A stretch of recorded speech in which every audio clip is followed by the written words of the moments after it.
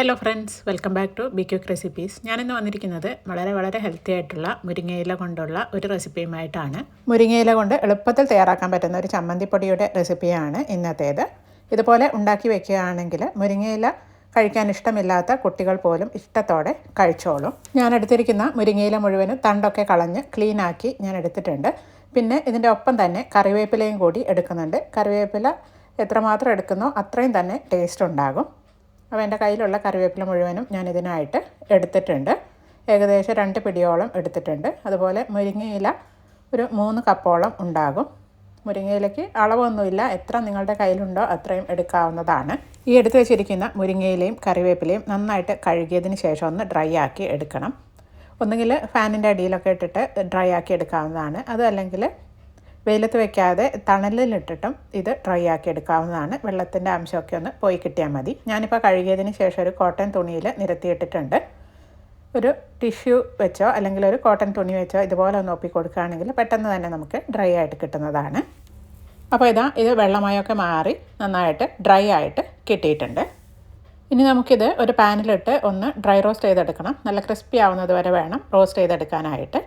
ഒന്നുകിൽ പാനിലിട്ട് ഇതുപോലെ ചെയ്തെടുക്കാം, അല്ലെങ്കിൽ മൈക്രോവേവ് ഓവൻ ഉണ്ടെങ്കിൽ അതിൽ വെച്ചിട്ടും നമുക്ക് ക്രിസ്പി ആക്കി എടുക്കാവുന്നതാണ്. അതും അല്ലെങ്കിൽ തണലിലിട്ട് 1-2 ദിവസം ഉണക്കിയാലും ഇത് ക്രിസ്പിയായി കിട്ടുന്നതാണ്. പെട്ടെന്ന് ക്രിസ്പിയായി കിട്ടണമെന്നുണ്ടെങ്കിൽ ഇതുപോലെ പാനിലിട്ടോ അല്ലെങ്കിൽ മൈക്രോവേവ് ഓവനിൽ വെച്ചിട്ടോ ചെയ്തെടുക്കണം. ഞാനിപ്പോൾ പാൻ ചൂടായതിന് ശേഷം ഈ മുരിങ്ങയിലയും കറിവേപ്പിലയും ഒന്നിച്ച് തന്നെ ഇതിലേക്കിട്ട് റോസ്റ്റ് ചെയ്തെടുക്കുകയാണ്. ഒരു ലോ ടു മീഡിയം ഫ്ലെയിമിൽ വെച്ചിട്ട് കരിഞ്ഞു പോകാതെ വേണം ഇത് റോസ്റ്റ് ചെയ്തെടുക്കാനായിട്ട്. ഒരുപാട് പോഷക ഗുണങ്ങളുള്ള മുരിങ്ങയില ദിവസവും ഒരു പിടിയെങ്കിലും നമ്മുടെ ഭക്ഷണത്തിൽ ഉൾപ്പെടുത്തുകയാണെങ്കിൽ അസുഖങ്ങളൊന്നും ഇല്ലാതെ ഹെൽത്തി ആയിട്ടിരിക്കാനായിട്ട് ഇത് സഹായിക്കും. അതുപോലെ മുടിക്കും സ്കിന്നിനൊക്കെ ഒരുപാട് നല്ലതാണ് മുരിങ്ങയിലയും കറിവേപ്പിലയും ഒക്കെ. അപ്പോൾ നല്ല ക്രിസ്പി ആയിട്ടിത് വന്നിട്ടുണ്ട്. നമ്മൾ കയ്യിലെടുത്ത് ഇതുപോലെ പൊടിച്ച് നോക്കുമ്പോൾ പൊടിഞ്ഞ് കിട്ടണം, അതാണ് അതിൻ്റെ പാകം. ഇത്രയും മതി. ഇനി ഞാനിത് അടുപ്പിൽ നിന്നും മാറ്റി ഒരു പ്ലേറ്റിലേക്ക് നിരത്തിയിട്ട് കൊടുക്കുകയാണ്. ഇതൊന്ന് ചൂടാറാനായിട്ട് നമുക്ക് മാറ്റി വയ്ക്കാം. ഇനി ഇതേ പാനിൽ തന്നെ നമുക്ക് കുറച്ച് സാധനങ്ങൾ കൂടി റോസ്റ്റ് ചെയ്തെടുക്കാനുണ്ട്. ഞാനിതിലേക്ക് ഇട്ട് കൊടുക്കുന്നത് ഉഴുന്ന് പരിപ്പാണ്. 2 ടേബിൾ സ്പൂൺ വെളുത്ത ഉഴുന്ന് പരിപ്പ് ഞാനിതിലേക്ക് ഇട്ട് കൊടുത്തിട്ടുണ്ട്. ഇതിൻ്റെ ഒപ്പം തന്നെ 1.5 ടേബിൾ സ്പൂൺ കറുത്ത ഉഴുന്ന് പരിപ്പ് കൂടി ചേർക്കുകയാണ്. നിങ്ങളുടെ കയ്യിൽ കറുത്ത ഉഴുന്ന് പരിപ്പുണ്ടെങ്കിൽ മുഴുവനായിട്ട് നിങ്ങൾക്ക് അത് തന്നെ എടുക്കാവുന്നതാണ്. കറുത്ത ഉഴുന്ന് പരിപ്പ് ധാരാളം ഫൈബറൊക്കെ അടങ്ങി വളരെ ഹെൽത്തിയാണ്. അതില്ല എന്നുണ്ടെങ്കിൽ വെളുത്ത ഉഴുന്ന് പരിപ്പ് മാത്രം എടുത്താൽ മതി. ഈ കറുത്ത ഉഴുന്ന് പരിപ്പ് തൊലിയോട് കൂടിയതാണ് കേട്ടോ, അതുകൊണ്ട് തന്നെ ധാരാളം ഫൈബർ അടങ്ങിയിട്ടുണ്ട്. 2 ടേബിൾ സ്പൂൺ കടലപ്പരിപ്പ് കൂടി ഇതിൻ്റെ ഒപ്പം ചേർത്തതിന് ശേഷം ഇതൊരു ലൈറ്റ് ഗോൾഡൻ കളർ ആവുന്നത് വരെ നമുക്ക് വഴറ്റിയെടുക്കാം. ഉഴുന്ന് പരിപ്പും കടലപ്പരിപ്പും ഒക്കെ ഒന്ന് മൂത്ത് ലൈറ്റ് ഗോൾഡൻ കളർ ആവാൻ തുടങ്ങിയിട്ടുണ്ട്. ഇത്രയും മതി. ഇതും നമുക്ക് ചൂടാറാനായിട്ട് മാറ്റി വയ്ക്കാം. മുരിങ്ങയില ഇട്ട അതേ പ്ലേറ്റിലേക്ക് തന്നെ ഞാൻ ഇതും ഇട്ട് വയ്ക്കുകയാണ്. ഇനി നമുക്കിതിലേക്ക് 1 ടേബിൾ സ്പൂൺ പച്ചമല്ലി ചേർത്ത് അതൊന്ന് റോസ്റ്റ് ചെയ്തെടുക്കണം. ഇതിൻ്റെ ഒപ്പം തന്നെ എരിവിനാവശ്യമായ വറ്റൽമുളകും കൂടി ചേർക്കാം. ഇത് രണ്ടും കൂടി നല്ലപോലെ തന്നെ ഒന്ന് റോസ്റ്റ് ചെയ്തെടുക്കാം. ഈ മല്ലി മൂത്ത് നല്ലൊരു സ്മെല്ല് വരുന്നത് വരെ വേണം റോസ്റ്റ് ചെയ്തെടുക്കാനായിട്ട്. ഇത് ആവശ്യത്തിന് മൂത്ത് കഴിഞ്ഞാൽ ചൂടാറാനായിട്ട് ഇതും പ്ലേറ്റിലേക്ക് മാറ്റാം. അടുത്തതായിട്ട് ഞാനിതിലേക്ക് ചേർക്കുന്നത് 3/4 കപ്പോളം നിലക്കടലയാണ്. നിലക്കടലയോ അല്ലെങ്കിൽ ചിരകിയ തേങ്ങയോ എടുക്കാവുന്നതാണ്. ചിരകിയ തേങ്ങ ചേർത്ത മുരിങ്ങയില ചമ്മന്തിപ്പൊടിയുടെ റെസിപ്പി ഞാൻ മുൻപ് ഇട്ടിട്ടുണ്ട്. തേങ്ങയ്ക്ക് പകരം നിലക്കടല എടുത്താൽ നല്ല ടേസ്റ്റാണ്. അതുപോലെ തന്നെ ധാരാളം പ്രോട്ടീൻസ് അടങ്ങിയിരിക്കുന്ന ഒന്നാണ് നിലക്കടല. കുട്ടികൾക്കും മുതിർന്നവർക്കും ഒക്കെ ഇത് കഴിക്കുന്നത് ഒരുപാട് നല്ലതാണ്. ഇത് പച്ച നിലക്കടലയാണ് കേട്ടോ, അതുകൊണ്ട് തന്നെ ഇതൊന്ന് വറുത്തെടുക്കണം. വറുത്ത നിലക്കടലയാണ് നിങ്ങളുടെ കയ്യിലുള്ളതെങ്കിൽ അതൊന്ന് ചൂടാക്കി എടുത്താൽ മതി. നിലക്കടല പൊട്ടി തുടങ്ങിയിട്ടുണ്ട്. ഇത്രയും മതി. ഇനി നമുക്കിതും ചൂടാറാനായിട്ട് മാറ്റി വയ്ക്കാം. ഇനി ഇതേ പാനിലേക്ക് തന്നെ 1/2 ടീസ്പൂണോളം വെളിച്ചെണ്ണ ഒഴിച്ചു കൊടുക്കുകയാണ്. ഏത് കുക്കിംഗ് ഓയിലും നിങ്ങൾക്ക് ഇതിനായിട്ട് എടുക്കാവുന്നതാണ്. ഒരുപാടൊന്നും വേണ്ട, വളരെ കുറച്ച് മതി. ഇതിലേക്ക് നമുക്ക് ചേർക്കാനുള്ളത് വെളുത്തുള്ളിയാണ്. വെളുത്തുള്ളി ചേർക്കാൻ ഇഷ്ടമില്ലാത്തവർക്ക് അത് ഒഴിവാക്കാവുന്നതാണ്. 4-5 അല്ലി വെളുത്തുള്ളി ഒന്ന് നെടുകെ കീറിയതിന് ശേഷം ഞാൻ ഇതിലേക്ക് ഇട്ട് കൊടുക്കുകയാണ്. പിന്നെ വേണ്ടത് കുരുമുളകാണ്. 1 ടീസ്പൂൺ കുരുമുളക് കൂടി ഇതിലേക്ക് ചേർത്തിട്ടുണ്ട്. നിങ്ങളുടെ എരിവിനനുസരിച്ച് കുരുമുളക് ചേർത്താൽ മതി. നേരത്തെ നമ്മൾ വറ്റൽമുളക് ചേർത്തിട്ടുണ്ടായിരുന്നു, അപ്പോൾ അതിനനുസരിച്ച് കുരുമുളക് ചേർത്താൽ മതി. കുരുമുളക് ചേർത്താൽ നല്ലൊരു ടേസ്റ്റ് തന്നെയായിരിക്കും നമ്മുടെ ചമ്മന്തിപ്പൊടിക്ക്. ഇതിൻ്റെ ഒപ്പം തന്നെ കുറച്ച് വാളംപുളി കൂടി ചേർത്തിട്ടുണ്ട്. ഇതെല്ലാം കൂടി ഒന്ന് റോസ്റ്റ് ചെയ്തെടുക്കാം.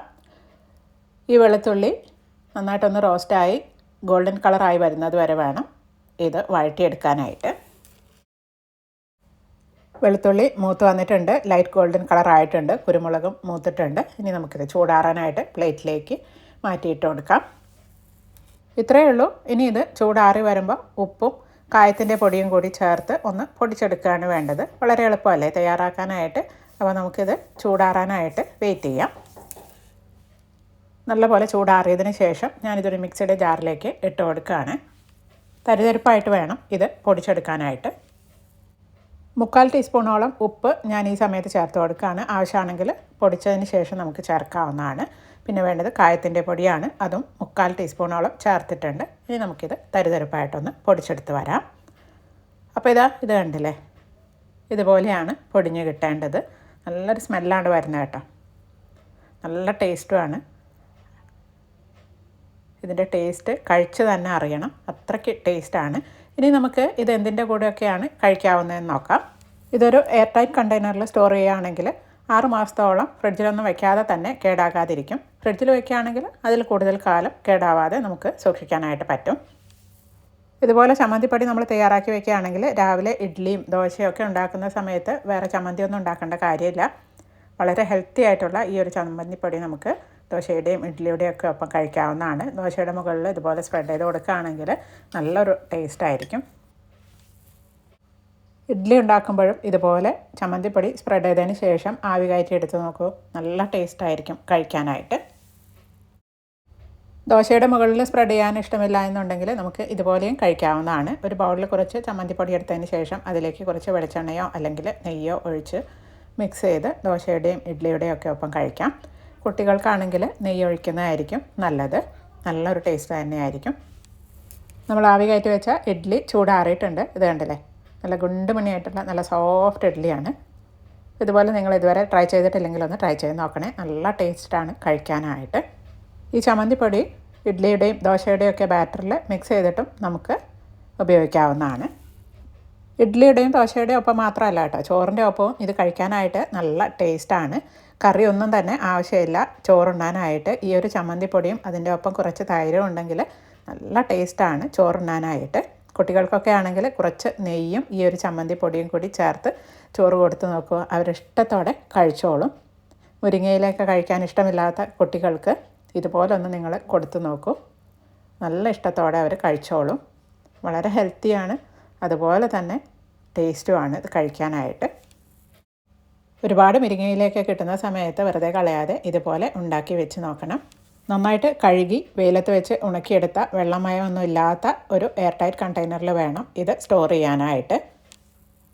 ഈ ഒരു ഹെൽത്തിയും ടേസ്റ്റിയുമായിട്ടുള്ള ചമ്മന്തിപ്പൊടിയുടെ റെസിപ്പി നിങ്ങൾക്കെല്ലാവർക്കും ഇഷ്ടമായിട്ടുണ്ടാകുമെന്ന് വിചാരിക്കുന്നു. ഇഷ്ടമായിട്ടുണ്ടെങ്കിൽ എൻ്റെ ഈ വീഡിയോ ലൈക്ക് ചെയ്യാനും ഫ്രണ്ട്സിനും റിലേറ്റീവ്സിനൊക്കെ ഷെയർ ചെയ്യാനും എൻ്റെ ഈ ചാനൽ സബ്സ്ക്രൈബ് ചെയ്യാനും മറക്കല്ലേ. മറ്റൊരു അടിപൊളി റെസിപ്പിയുമായിട്ട് അടുത്ത വീഡിയോയിൽ കാണാം. Thank you, bye bye.